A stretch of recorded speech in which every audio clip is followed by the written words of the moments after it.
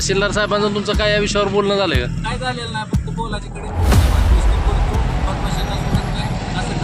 बोलले. मग तहसीलदार साहेबांचं तुमचं काय या विषयावर बोलणं झालंय का? काय झालेलं नाही, फक्त बोलायची कडे एवढंच बोलले. नमस्कार, विश्व 24 न्यूजमध्ये आपल्या सर्वांचं स्वागत. आज आपण वळणार आहोत इंदापूर तहसील कार्यालयासमोर एक आंदोलन लाक्षणिक उपोषण चालू आहे आणि ते लाक्षणिक उपोषण कशा संदर्भात आहे, कशासाठी आहे ते आपण जाणून घेणारच आहोत. इंदापूर तालुक्यातील वन विभागात अवैधरित्या खडी क्रेशर चालू आहेत आणि त्या खडी क्रेशरच्या विरोधात हे लाक्षणिक उपोषण या ठिकाणी चालू आहे.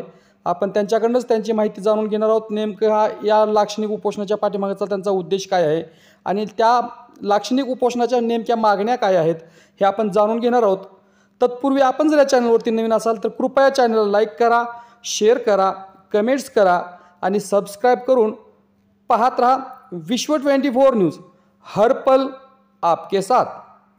आमच्या मागण्या अशा आहेत की इंदापूर तहसील उपोषणाला बसलेलो आहे. तर ते उपोषणाला बसल्यानंतर आम्हाला जे काय इंदापूर तालुक्यातील बेकायदेशीर खाणे येते स्टोन क्रेशर त्याचं बेकायदेशीरपणे उत्खनन करून चुकीच्या पद्धतीने चालवतं. अटी शर्तीचं पालन केलं जात नाही.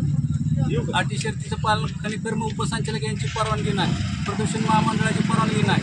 त्याची परवानगी नसताना राजकीय दबाव तंत्रानुसार त्या चालू आहेत, त्यांच्यावर कुठलीही कारवाई केली जात नाही. अद्यापर्यंत 2022-23 पासून मी तक्रारी करतो, माहिती अधिकारात माहिती प्राप्त केलेली त्या कुठल्याही याला परवानगी नाही.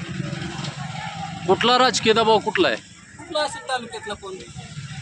कुठल्या गावामध्ये आज तुमचं मत आहे? बीडसिंगमध्ये आहे, हां डाळजला आहे.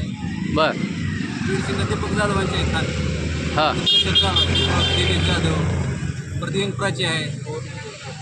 मग त्यांच्यावर कायदेशीर कारवाई करण्यात यावी. तुम्ही गुन्हे दाखल करण्यात यावे. त्यांना पाठीशी घालणाऱ्या महसूल कर्मचाऱ्यांविरुद्ध सुद्धा गुन्हे दाखल करण्यात यावा अशी माझी मागणी आहे. माझ्या मागणीशी मी ठामच आहे.